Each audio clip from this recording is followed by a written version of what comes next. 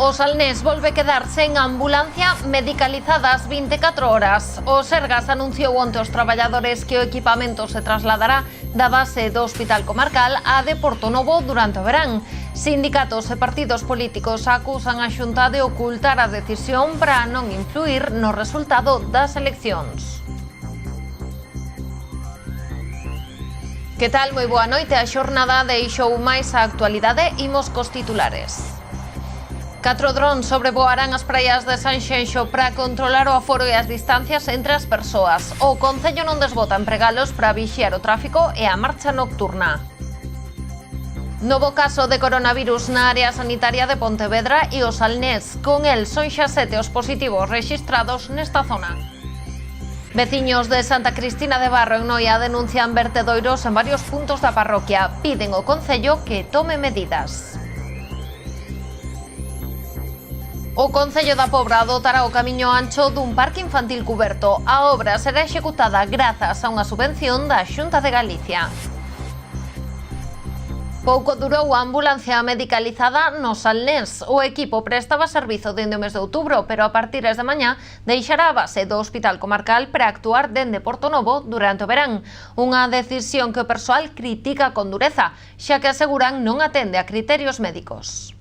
9 meses despois da entrada en servizo da ambulancia medicalizada pro Salnés, o equipamento deixa a base do Hospital Comarcal para trasladarse a Portonovo. O cambio foi anunciado onte e farase efectivo mañá, coa previsión de manterse durante todo o verán. Esta ambulancia funcionaba 24 horas. No seu lugar, a comarca contará con outra que cubrirá únicamente 12 horas diarias. Dende a CIGA denuncian que o cambio non atende a razóns médicas e critican que a Xunta agardara a pasar as eleccións para facer pública a decisión, algo que tamén apuntan dende o BNG. É unha burla ao electorado que se apoiou e ao que non nos apoiou, porque ninguén agardaba eso, non? Entón, bueno, o único que se pode facer é unha crítica clara, porque o caso da ambulancia medicalizada creo que se argumentou moito aquí, que tiña moito sentido, moito peso facelo, e entón que, bueno, que cando non se fai é porque realmente hai outros obxectivos na Xunta de Galicia e Partido Popular que non teñen nada que ver co reforzo dos servizos públicos. Non só dende o BNG critican con dureza a decisión dos Sergas. Formacións como Somos Cambados ou o Partido Socialista coinciden en sinalar que se trata dun recorte máis en sanidade. A ambulancia non solicitáramos que, como en Vilagarcía, se tiñan a base do hospital, que viñera para Cambados, para ter aquí pois ese apoio que o cal non contábamos, e, bueno, díxenos que non, que tiña que estar en Vilagarcía, que era a súa base. Bueno, pois, se ora resulta que pasan as eleccións e a mandamos para Sanxenxo.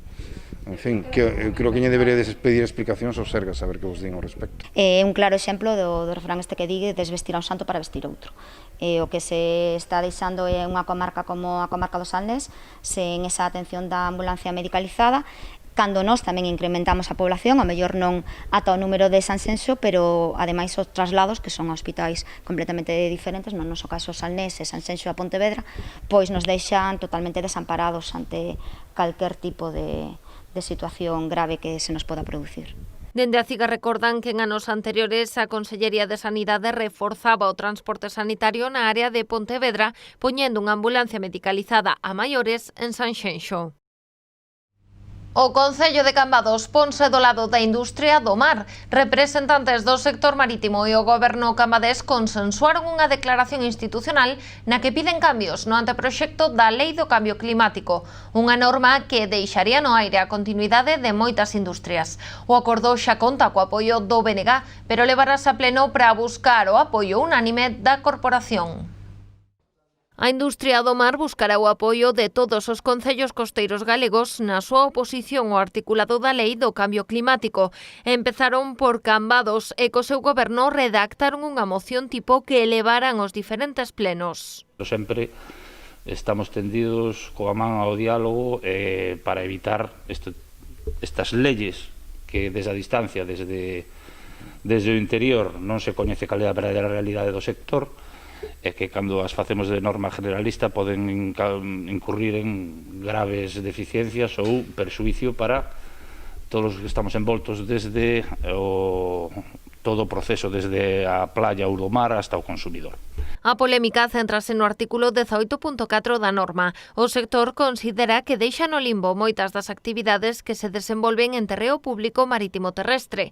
A norma muda os criterios para a caducidade das concesións, xerando inseguridade xurídica. Por parte do sector do goberno, din que eso non é así, que non quere afectar a eso, pero como non costa nada, penso, facer unha modificación para que as cousas queden claras e non queden opacas, non queden ambiguas, nin queden oscuras, senón que queden transparentes e con claridade, que é o que todos abogamos por elo. O texto acordado en Cambados xa foi trasladado ao Goberno do Estado. O prazo para presentar emendas remata o 15 de setembro. Ademais, o sector reclama que cando se aborde a modificación da Lei de Costas se teña en conta o sector galego. Xa basta de non coñecernos o noso sector ou non ter, polo menos, a cortesía de consultarnos antes de legislar. Isto é algo que se ve repetindo históricamente, desgraciadamente, bastante.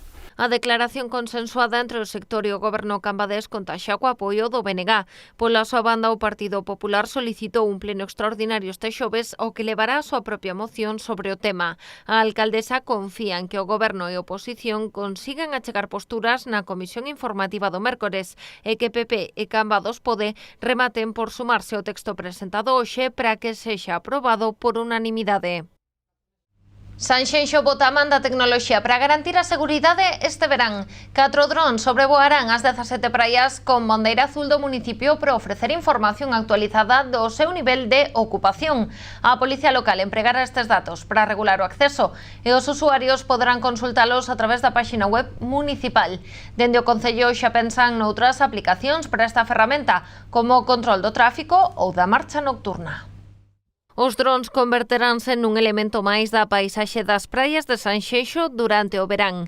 O Concello manterá un control exhaustivo e en tempo real dos seus 17 areais con bandeira azul para regular a ocupación e garantir a seguridade sanitaria. Los drones van a empezar a partir de las 11-12 de la mañana porque pueden hacer un vuelo 2 por la mañana y otro vuelo o 2 por la tarde porque con que pase una vez tampoco tienen que estar constantemente. Ahora estamos aquí y no es necesario estar aquí otra vez dentro de media hora. Yo creo que aquí hasta la tarde no hay que estar. Hoy, en un sábado o un viernes o un domingo muy concurrido, harán más vuelos seguramente. Pero en cualquier caso, quien lo decide es la Policía Local, ¿no? A Policía Local será encargada de pilotar estes drones empregando os datos para regular o acceso ás praias dos usuarios. Ademais, a información estará disponible na web playasdesanxenxo.org.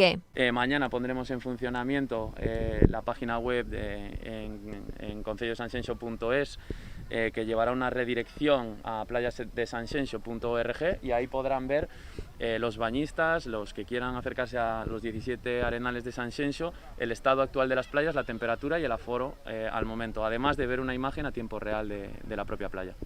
A aposta do Concello por este sistema é decidida. De feito, non desbotan empregar esta tecnoloxía noutros eidos, como o control do tráfico ou da marcha nocturna. Los drones vienen equipados con cámara térmica, con cámara HD, con altavoz y con un sistema de iluminación. Estos drones están equipados para poder volar de noche o en cualquier situación. Con la cámara térmica vamos a detectar cualquier punto caliente de noche, cualquier persona, vehículo. Es decir, para temas de seguridad yo creo que es un dron muy interesante y que va a aportar mucho más que el control de playas. Poco a poco iremos incorporando software, iremos estando en contacto con el ayuntamiento para ver todas las posibilidades de implementar software. Os drons poderán contar as persoas nun espazo público e medir as distancias entre elas cunha marxe de erro de entre un 5 e un 10%. Nas praias, este labor reforzarase cos informadores que están en horario de mañá e tarde, recordando aos usuarios a obrigatoriedade das máscaras nos paseos pola beira-mar e a distancia de seguridade.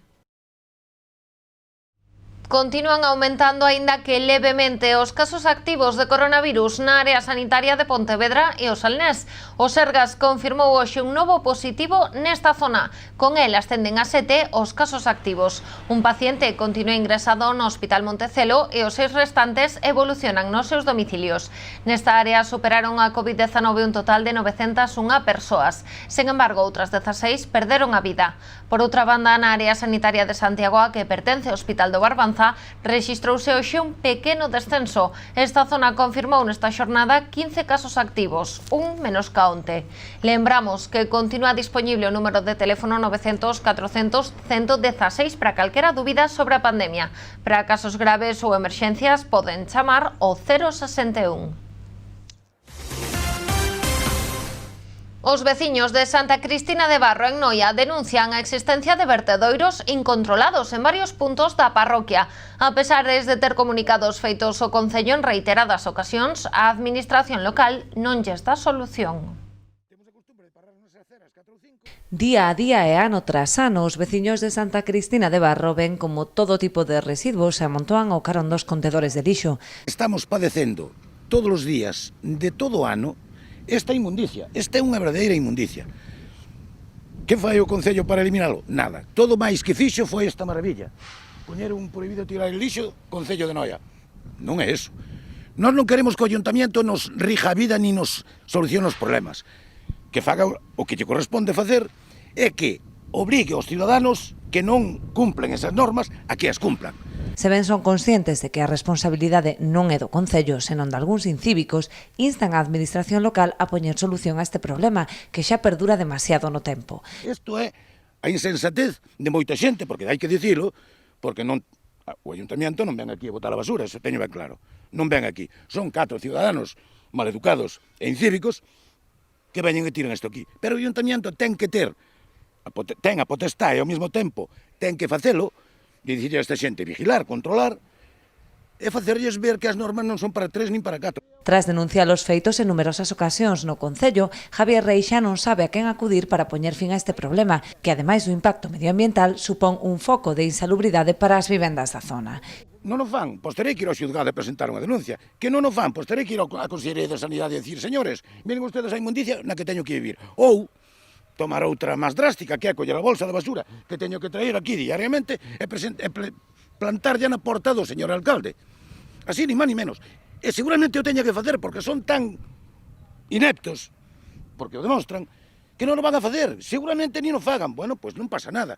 Presenta denuncia en sanidade e ao mesmo tempo vou levar basura ali. E depois el, porque é o máximo responsable, se ao seu alrededor tan ineptos é seu problema, porque el seguramente os puxo. El vai a beber da mesma medicina.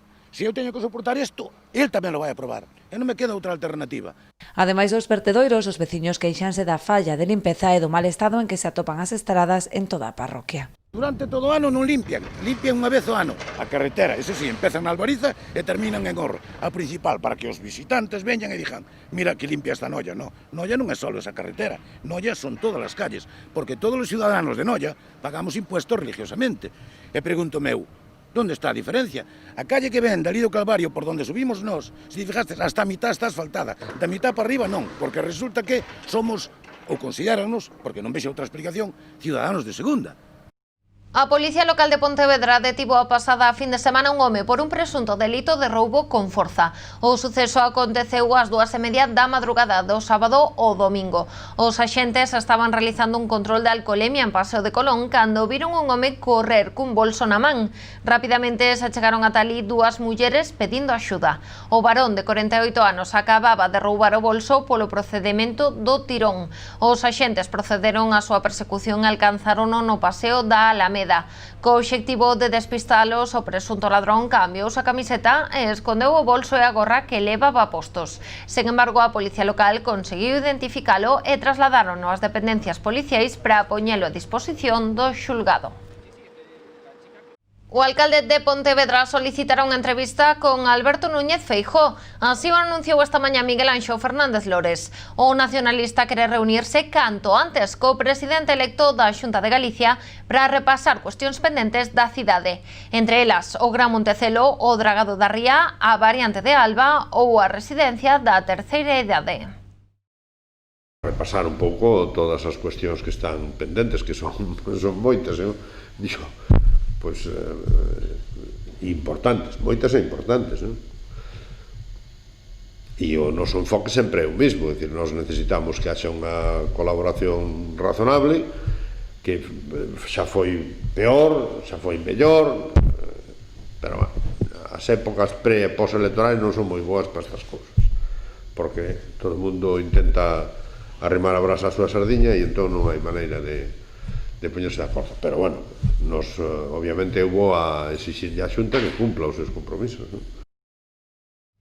A historia de nunca acabar, así podería titularse a reforma da Ponte do Burgo en Pontevedra. Tras anunciar varias datas de remate das obras, o Concello anunciou hoxe que a ponte estará lista a finais deste mesmo mes.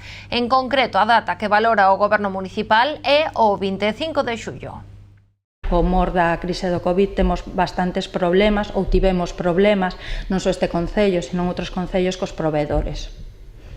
Sobre todo nalgunhas cuestións que teñen que ver con electrónica e este tipo de cuestións que nos complican. A Pobra contará co seu primeiro parque infantil cuberto no Camiño Ancho. O Concello vén de sacar a licitación o proxecto tras recibir a subvención da Dirección Xeral da Administración Local para equipamentos municipais.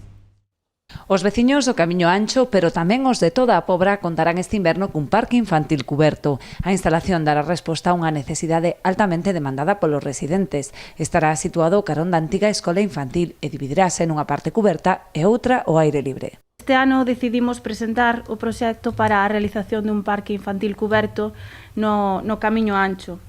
Era unha solicitude feita polos veciños e veciñas do Camiño Ancho en varias asambleas veciñais e, ademais, estes tipo de proxectos puntuábanos coa puntuación máis alta dentro da subvención.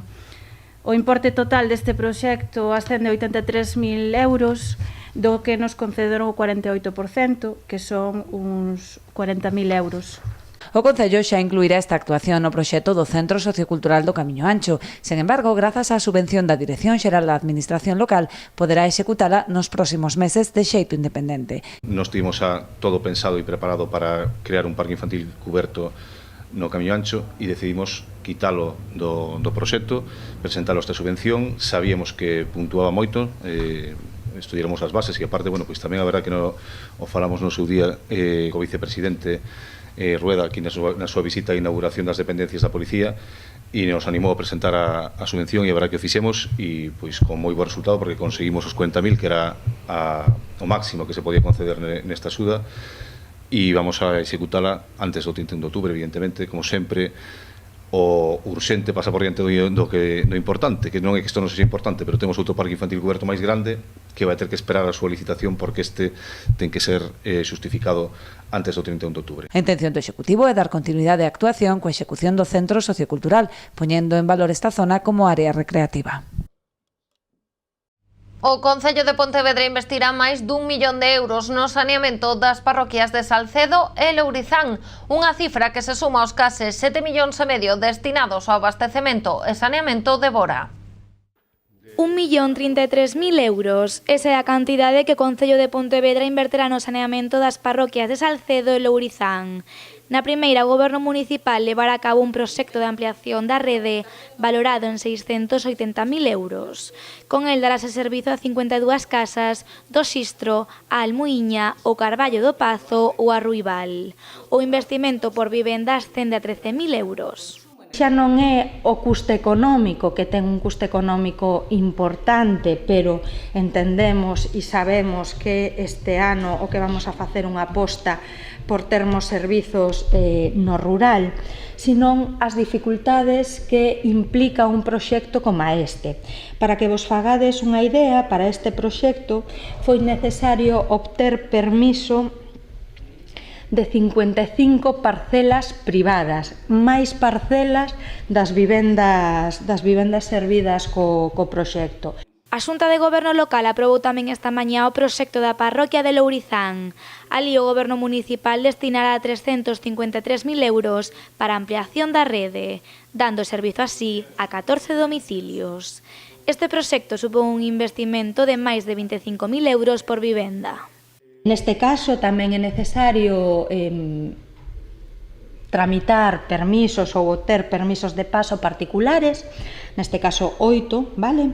E tamén cruza doblemente sobre a ponte, sobre unha ponte na PO 11 e unha das canalizacións vai a ter que cruzar debido a que hai unha cota por riba do mesmo. Este dobre cruzamento tamén se solicita permiso ao Ministerio.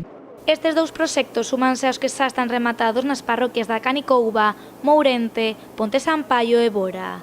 Justamente nesta última, o Goberno Municipal comezou onte a executar as obras de abastecemento e saneamento, valoradas en case 7,5 millóns de euros.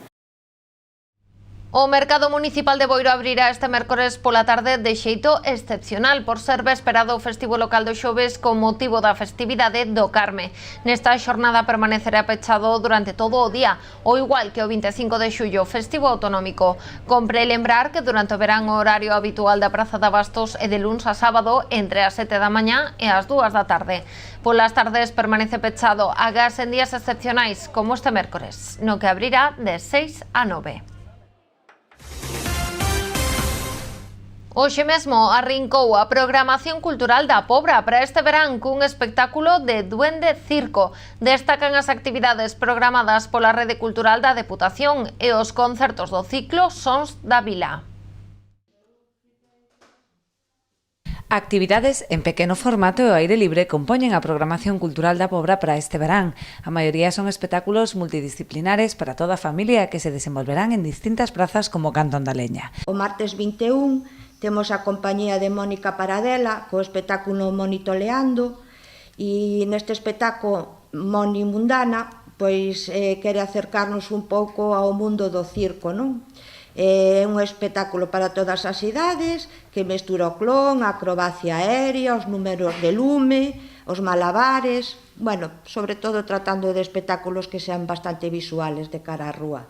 Despois o martes 28 temos a Voltas de Rosca co espectáculo Lila Star e Beatriz Rubio, que está criada no seo dunha familia de clons de circo clásico e que vai a levar a escena un espectaculazo con técnicas de circo, tamén acrobacia, equilibrios de man, rola-bola, clon. A programación cultural que temos pode sufrir algún cambio en calqueira momento. Estaremos informando aos veciñas e veciños para que teñan constancias das modificacións que poidan aparecer. E tamén se farán as actuacións en diferentes formatos, non máis pequenos, con aforos reducidos, como se dixen antes, que se desenvolverán en diferentes prazas do noso concello e tamén en diferentes lugares. Dende o Concello fan un chamamento á colaboración veciñal para adoptar as medidas de prevención e non exceder a ocupación prevista para cada unha das actuacións. Quería pedir a colaboración de todas e todos os veciños para que se cumpran as medidas que temos que adoptar para poder levar a cabo todas estas actividades que queremos programar. E dende a organización do Concello poñeremos todo o necesario para que así sexa. Fixemos un plan de trazabilidade que trata de establecer un protocolo para poder localizar aos asistentes e para poder colaborar coas autoridades sanitarias no seguimento posterior de se houbera un posible brote ou algún contaxio, si fose necesario. Ademais da programación cultural e dos Sons da Vila, a Concellería de Cultura traballa tamén en diversas exposicións e presentacións de libros que darán a coñecer próximamente. O Concello de Ribeira vende sacar a licitación o deseño e elaboración dun novo portal web municipal. A actuación cun orzamento de 18.000 euros enmárcase no plan EDUSI máis Ribeira Atlántica, financiada nun 80% con fondos europeos. O obxectivo é contar cunha web máis moderna, dinámica e intuitiva, que mellore a proximidade e relación coa cidadanía. O novo portal deberá cumprir, entre outros requisitos, cos estándares de accesibilidade exixidos polos organismos públicos e adaptarse a calquera dispositivo móvil. As empresas interesadas poden presentar as súas ofertas ata o día 20 de xullo a través do sistema de licitación electrónica da Xunta. A UNED volverá a celebrar este ano os tradicionais cursos de verán. Nesta 31ª edición, os temas elixidos son o futuro de Europa e o Camiño de Santiago.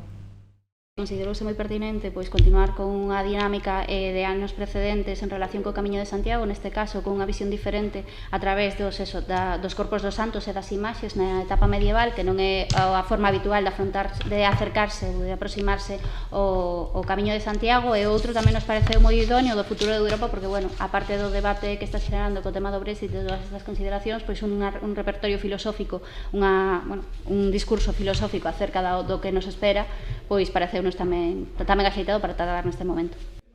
Con motivo da crise do coronavirus, nesta edición haberá un aforo limitado. Só 10 persoas poderán seguir os cursos de maneira presencial. Os 120 alumnos restantes farano online. Os 2 cursos levaránse a cabo de maneira simultánea dende mañá ata o venres. Tanto a directora da UNED como o alcalde de Pontevedra fixeron fincapé esta mañá na repercusión que teñen estes cursos na promoción da cidade. Co distanciamento físico implantado xa na nosa sociedade, moitos negocios atópanse actualmente nun limbo. É o caso, por exemplo, das escolas de danza. Moitas conseguiron retomar as súas clases baixo estritas medidas de seguridade e outras moitas atópanse entre a espada e a parede nesta nova realidade. Bailar descalzos coa máscara posta e mantendo as distancias de seguridade. Así é a nova normalidade das escolas de danza. Moitas academias de baile seguen aínda coas portas pechadas tras a crise do coronavirus e outras moitas recuperan a súa actividade pouco a pouco. Un exemplo é Cita Novas. Aquí ha sido muy complicado. Además, en esta escuela no se adaptó muy bien a los medios, los alumnos tampoco estaban muy por la labor, ha sido una etapa muy difícil, así que también por seguridad, sobre todo, hemos decidido posponer las actividades, como muchos otros, a septiembre. Todo el mundo se paró cuando las escuelas ya estábamos prácticamente en la recta final para tener todo listo para el festival, ya quedaba menos del último trimestre, y entonces ya estaba todo ahí a puntito de hacerse realidad, y de repente se paró todo. Tenemos equipos de competición que este año se dejaron muchísimo esfuerzo, los equipos que yo dirijo, e un montón de alumnos, e entonces es moi triste. As medidas de seguridade en escolas como estas están xa máis que implantadas. A primeira, descalzarse antes de poñerse a bailar. Nos descansamos al entrar para si tenemos que tocar el suelo o tenemos que sentarnos, no traer las cosas de fuera, que esto ya se limpió mientras no estábamos. Ese extraño bailar descalzo, moito máis o é facelo con máscara. Es un poco complicado porque la mascarilla es muy incómoda para bailar y te da mucho calor, pero hay que acostumbrarse, es lo que toca. Por ejemplo, en una parte del baile, pues nosotros si tenemos contacto, porque es necesario que dé un paso bonito, nos ponemos la mascarilla y luego la quitamos para poder hacer los demás pasos en ella, porque si no cuesta máis. E aínda que a nova normalidade parece que se achegou ás nosas vidas, en escolas como estas ven imposibles a ir adiante, reducindo o aforo ata 3 persoas. Esto es una escuela muy pequeñita, solo disponemos de una sala y ya nuestro aforo normal son 15. Al final nos quedábamos con 3 personas y eso es imposible de rentabilizar. A pesar das estritas medidas de seguridade, ningún deles quere deixar de bailar, porque o baile afecta directamente as nosas emocións e a nosa saúde. Iso que é agora máis que nunca é tan importante coidar.